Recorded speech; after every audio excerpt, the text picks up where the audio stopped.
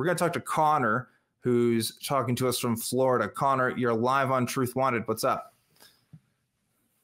Hey, Dan. Hey, Darante.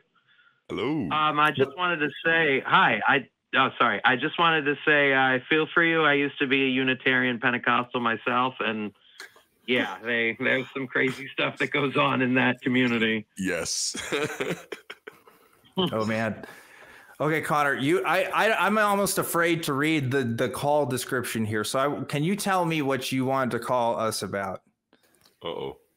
Okay, so I had someone who I used to associate bring up an argument, and I just didn't know if you knew anything about that area of conspiracy theory. I'll be very, very careful with my wording here, where yes.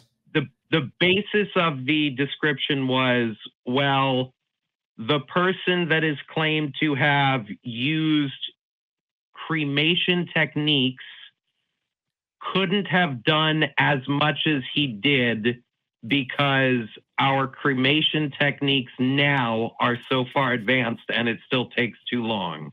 Okay, yeah. So let me put this into better context, because I know you're trying to do me a favor, Connor, by being careful with your words and not having like YouTube like flag our videos for any nonsense, right? But we're talking about conspiracy theories specifically related to the genocide of Jewish people in World War II, right? So there's a very often touted theory, idea that the numbers, particularly the 6 million number that is a common consensus amongst those who study this part of history, say it is an inflated number, and that it couldn't be, because if you count out all of the smokestacks, that come from these camps and stuff, it couldn't work. And interestingly, I went to Amsterdam in March, where I proposed to my girlfriend, my fiance, and I went to the Anne Frank Museum. So not only did I get some interesting stuff. Oh, where's my book? I got a cool book from it too. But anyway,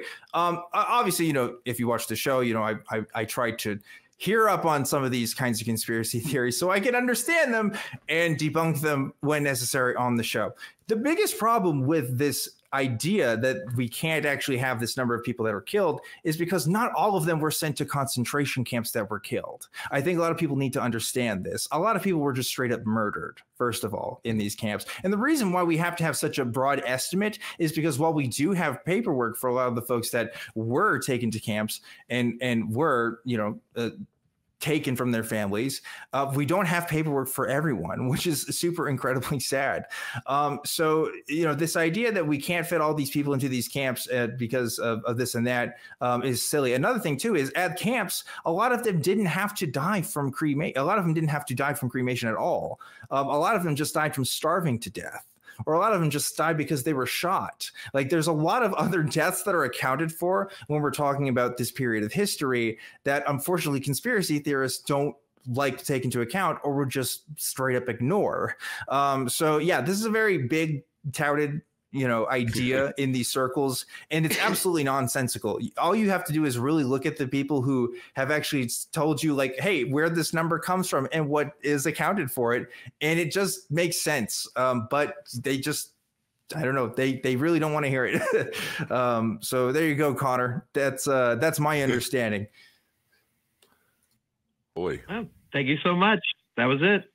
Okay, well, great. Thanks, awesome. Connor. I appreciate it. Hope you have a good one. I know it's kind of a sad topic, but it's true. It's a big deal in the anti-Semitic circles to bring up denials about this, even to this day, because if you bring up denials about mass genocides in history, you're able to, gain less empathy for that group of people, right? If you try to frame them as liars, if you try to frame them as people who are exaggerating their victimhood, then it makes them seem like they're manipulators. It makes them seem like they're in control of world events, which is a very common conspiracy amongst Jewish people, right? So we're seeing this right now with trans folks. We're seeing, these sort of insidious trans people doing all sorts of things and stuff, which is a precursor to a genocide in some ways. A lot of people are Absolutely. concerned about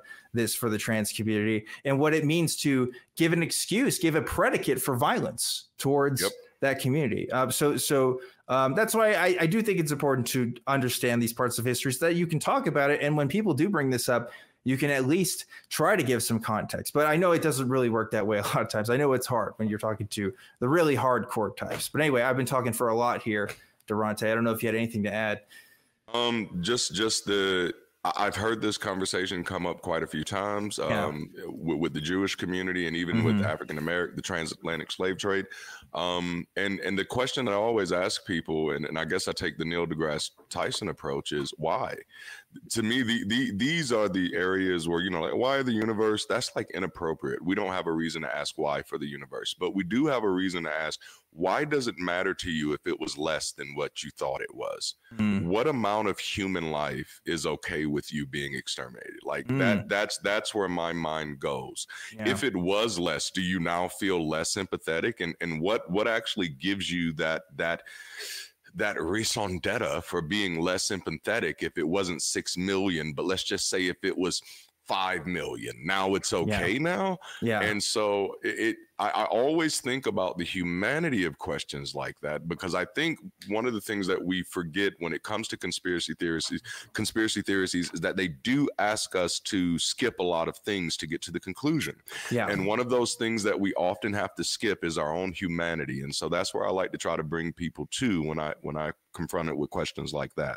Yeah, that's a great point. And the truth is, too, this particular genocide of history is actually the most documented genocide of history. That's the wildest part. I literally saw the paperwork that had Anne Frank's name on it, like counting her as a passenger on the train to Auschwitz. Like it was right there in front of my eyes, right? And obviously, this is just one person's story out of millions of people's stories. But it was incredibly sad to be there, because just knowing that there are still people that deny stuff like that and still acted as a precursor to violence really made me think a lot about what I try to do here. So if you ever go to Amsterdam, make some time to go to the Anne Frank Museum. It is I would love to. Absolutely.